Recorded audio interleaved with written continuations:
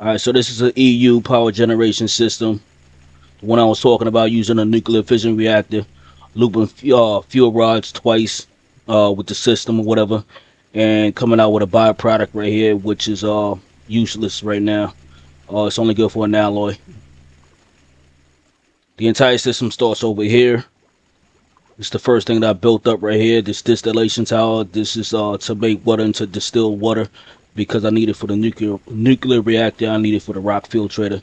So the method that I went with is making monzonite or whatever, monzonite gems and all that. You know what I'm saying? So right here I'm using a large sieve copper works or whatever. So what this is doing is generating sand. It generates 1024 sand at a time and it sends it into the rock filtrator. Obviously, it's not fast enough to keep up with this, so this is the bottleneck. The rock filtrator is the bottleneck, but it's fine or whatever. You know what I'm saying? So this only works sometimes, and this only works occasionally as well. You know what I'm saying? And then there's a 1% chance to lose the lava or whatever. So that's the reason why I made the stone barrel in this system or whatever. You know what I'm saying? Then over here is the rock crusher to make cobblestone and send cobblestone into the large stone barrel in order to make lava.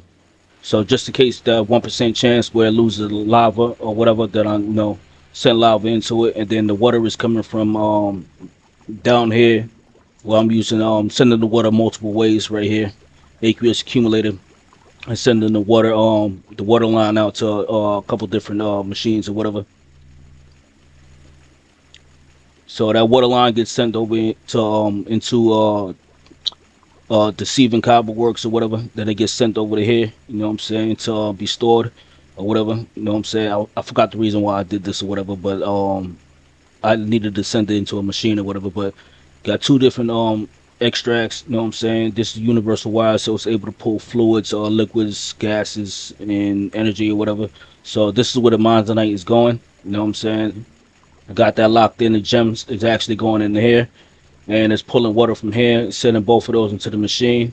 I'm also I needed to run this water line down here somewhere. Where was it? Right here. I needed to send it over here into the oil washer, so I just ran a line on top of it. It's also pulling out of this as well. But anyway, I send it over here. The gems over in here, you see right here. It gets cut down automatically. Then it gets sent over here into the macerator, and it gets macerated in the crushed ore. It comes over here and gets pulled out of here. The stone dust shouldn't be in there.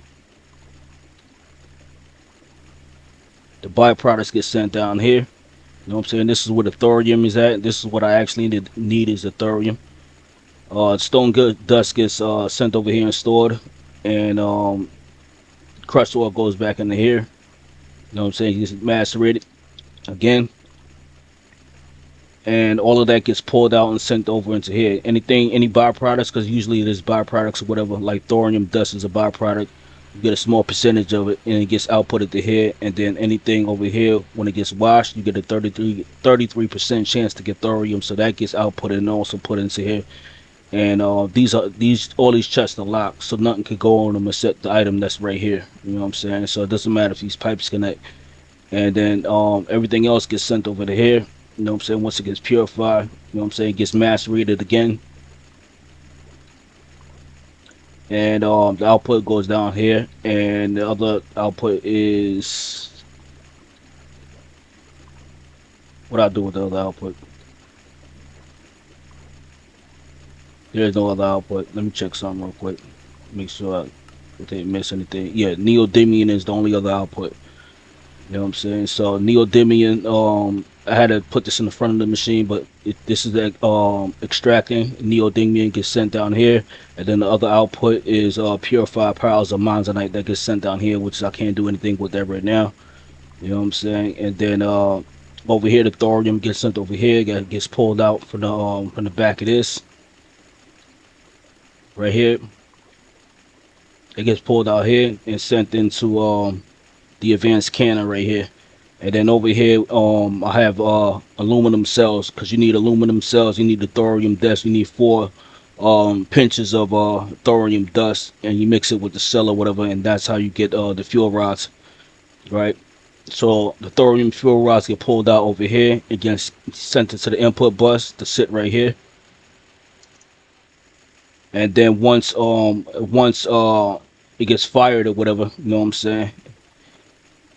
The depleted fuel rods get sent out to an output bus that's behind this machine right here. You know what I'm saying?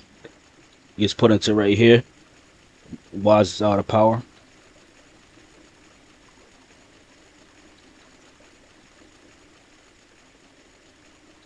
Cause I had to get rid of the. All right, I had to get rid of that.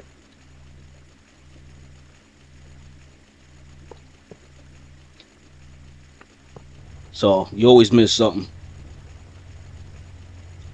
All right, so then the depleted fuel rods get sent over the head. They get centrifuged and they turn right back into a cell, and then you get uranium out of that, out of the thorium.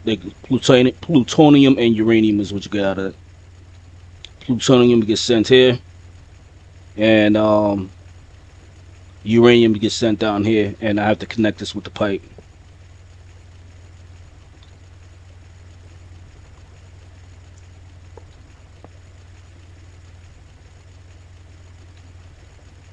Is that outputting directly? It is. I don't need this. All right, so it's outputting directly to here. Uranium gets sent into here, and then I also have empty cells over here, which is coming from right here. That gets sent into this one right here, and I had to put robot arms on this or whatever to regulate the amount of items that's actually going in. So only one item is gonna go in here, and then exactly four uranium is gonna go into this machine, and that's gonna make highly enriched uranium fuel rods, and then that gets sent right back into this input again, and then all the power is coming out of this dynamo hatch right here, and it gets sent in here. So I had this running for about an hour and change. So right now I got 430 million EU, and like I said, this is not like FE. FE is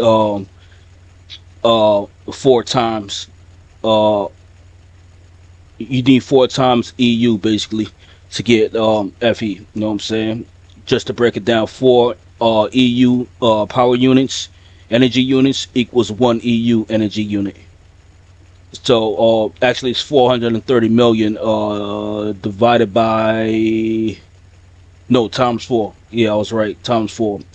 Times four. If you was to try to reproduce this with the amount of FE, so we got 430,800,000, and let's do the calculations. 430 million, no, 430,080,000,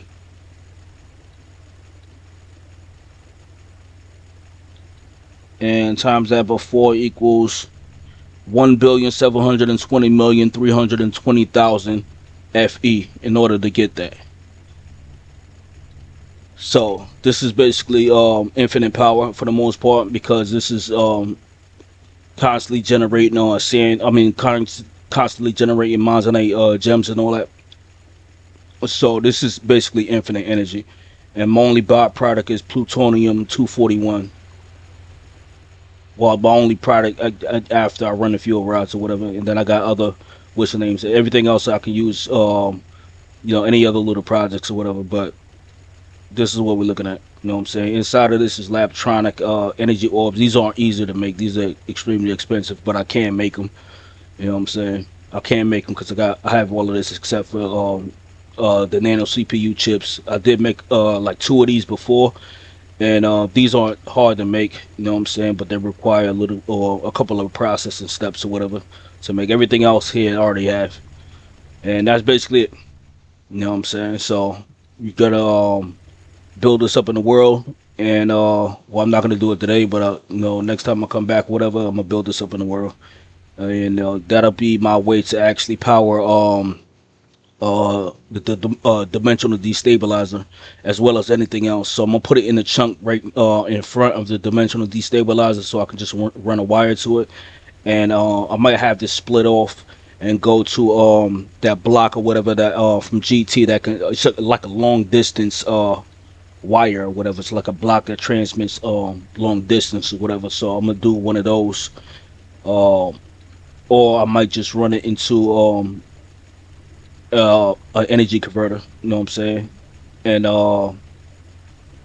transport the power through RF, or just transport it into flux networks or whatever, and reproduce it somewhere else. You know what I'm saying? Because I could set the buffer on the flux networks, and so I won't have as far as the throughput. I could set the throughput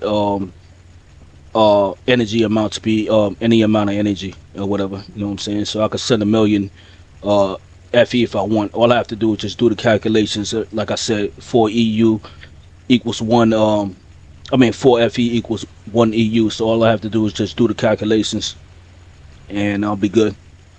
Yeah, but this is done and set. I thought it would be bigger. It came out to be a nice little shape or whatever. Like I said, everything else. I mean, everything is chunk based. So you know what I'm saying. This is also easy to copy. You know what I'm saying. So I'm not gonna use Schematica. I'm gonna use Lightmatica or whatever. But whatever, which way you want to copy it. You know what I'm saying. One corner and then the opposite corner. You know what I'm saying. At the lower end or whatever. And that's all I have to do. You know what I'm saying? Easy to copy, put it in the world. You know what I'm saying? And then put it on the print mode or whatever. You know what I'm saying? And just build it up. So that's basically it.